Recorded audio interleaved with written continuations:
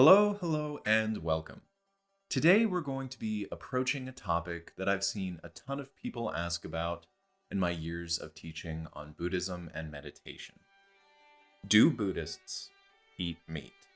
I think that you'll find the answer to be pretty cool, a little complicated, and wrapped up as per usual in a nice little bow of 2,500 years of culture, history, thoughts, and consideration. We will be approaching this topic in three parts. First, we will give the classical Pali Canon rules, regulations, and thoughts around eating meat. Then we will look at how the Mahayana Buddhist schools approach it in as lightly a way as possible. And then I'll just share some of my thoughts around the modern day interpretations of meat eating and what you should be doing in your practice, or what you can be doing in your practice, or just some considerations for you to do. Something to remember in all of this before we get started, though, is that many of these rules and regulations were not for normal, ordinary, everyday people like you and me, most likely, unless we have monks and nuns watching this.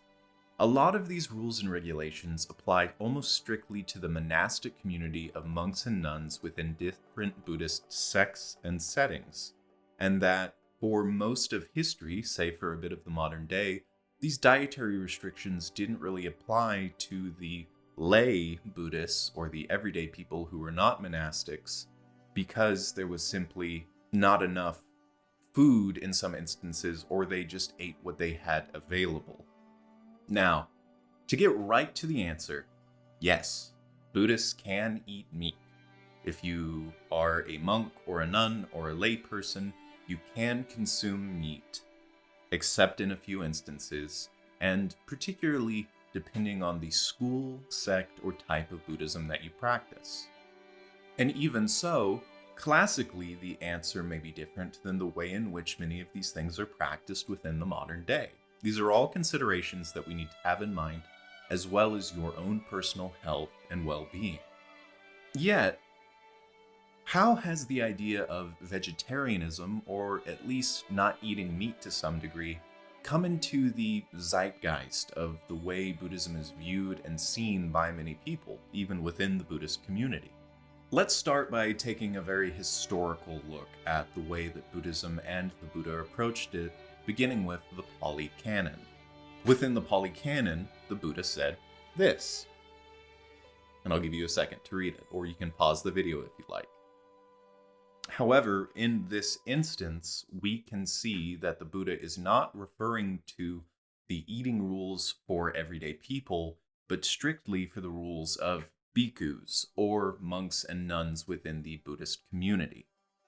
Now, if we are to look at later Mahayana texts, and Mahayana Buddhism is a different school of Buddhism, we can see that eating meat is acknowledged and that they have a variety of viewpoints on the matter. Some of them allow the eating of meat, while others gradually get rid of it, while others entirely disallow the eating of meat. However, within the Pali Canon, we can see that the Buddha never outright revoked the eating of meat for his followers and the monks and nuns. In fact, the Buddha's last meal was meat. So why was eating meat allowed within Buddhism even at the time of the Buddha, when Buddha lived in a time and a place where vegetarianism, by many schools of thought at the time, was seen as a more pure, holistic, and spiritual way of being? Well, eating meat within the Pali Canon is not what the Buddha defines as defiled behavior. An instance of this can be found in the Amagandha Sutta, where the Buddha is questioned by a Brahmin who practices vegetarianism and wants to hear the Buddha's thoughts on what he thinks about eating meat and vegetarianism. I'll put it up right here while we talk about it. It's kind of long, and I didn't want to read the entire thing to you, but if you'd like to read the whole thing, please pause the video, or just read it while I'm talking. So, according to the Pali Canon in this instance, we can see that the Buddha did not link eating meat with defiled states of mind. This perspective is seen as the primary reason why the Buddha allowed his monks and nuns to eat meat, albeit of course with a few exceptions. One of which being that they could not receive meat, the monks or nuns, from a butcher or a hunter who had killed the meat explicitly for the purpose of giving it to the monks or the nuns.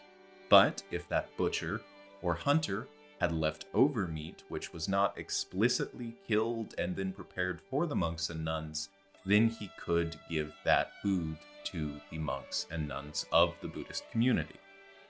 However, within the Mahayana Buddhist tradition, we see several different perspectives on the eating of meat, as well as several different perspectives on the use of animal products.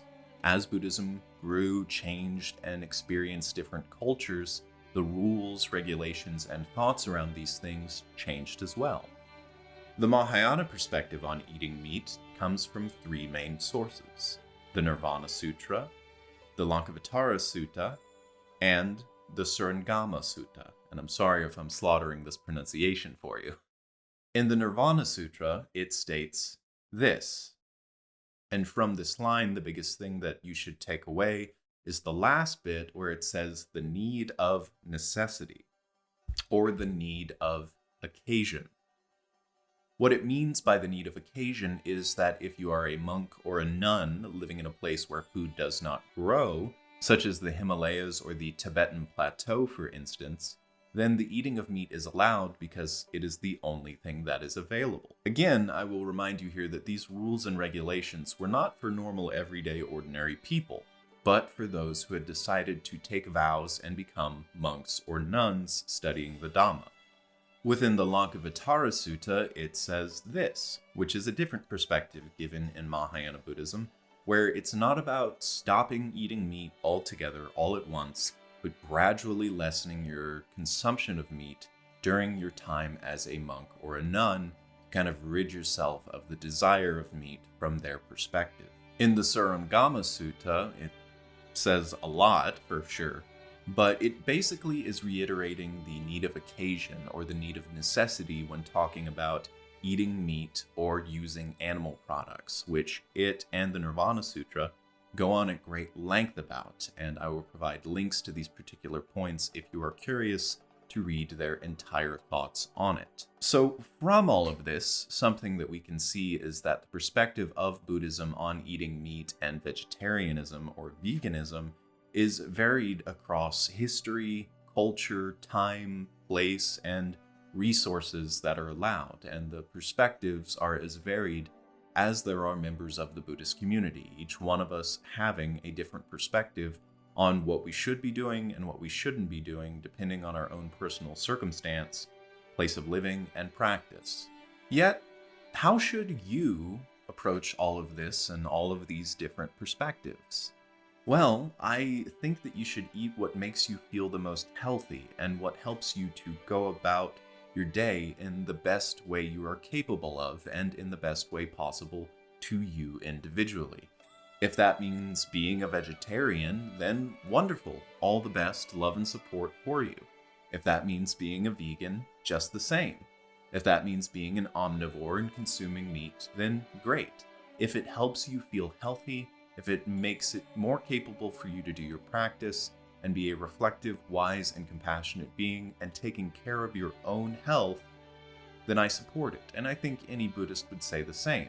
Now, of course, you're going to get a ton of perspectives on this, but at the end of the day, I think it's all about the way in which you interact with the world, your own personal practice, and your own personal health.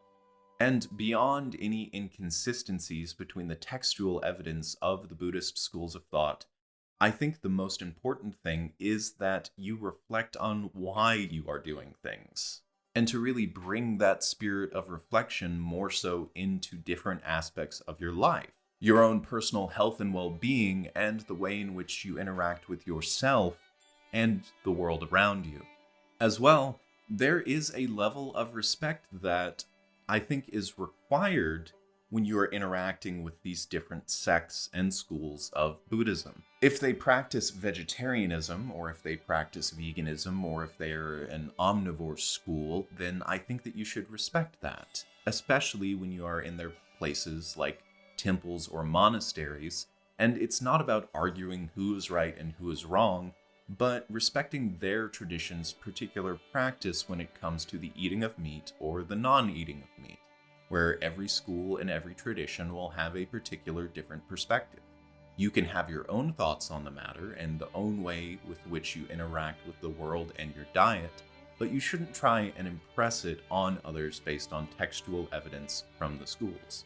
If they are good practitioners, if they're good Buddhists, if they're doing the great thing, wonderful. Don't get caught up in the little details sometimes. Remember that at the end of the day, this is your journey. No one can do your meditation for you, no one can do your practice for you, and no one can do the study that you feel is necessary. It is your own journey. No one else can do it for you. And in the same way, it's your diet. No one else should impress it upon you, and you should do what is best for your health and your own spiritual well-being, as well as the spiritual well-being of those around you, depending on who's around you, of course. Don't impress your own ideologies onto people, especially when you're in a place like a temple or a monastery, where that school or sect of Buddhism practice something different from what you personally practice. Especially when it comes to dietary things, which are just little details that we can get caught up on at the end of the day. In all of this, approach it with a spirit of openness and a spirit of the Dharma, in the best way that you individually can. My name is Silas Day, and if you enjoyed this little talk, please consider liking and subscribing here on YouTube if you want to get notified when I release new content like this, talking about a variety of different subjects. And if you're interested in longer form, full-length courses where I go in-depth into these topics and other topics within Buddhism, meditation, and self-help, please consider joining my email list on my website, which you will find in the description linked below. Regardless, practice well and have a great day. Thank you for being here, and thank you for listening.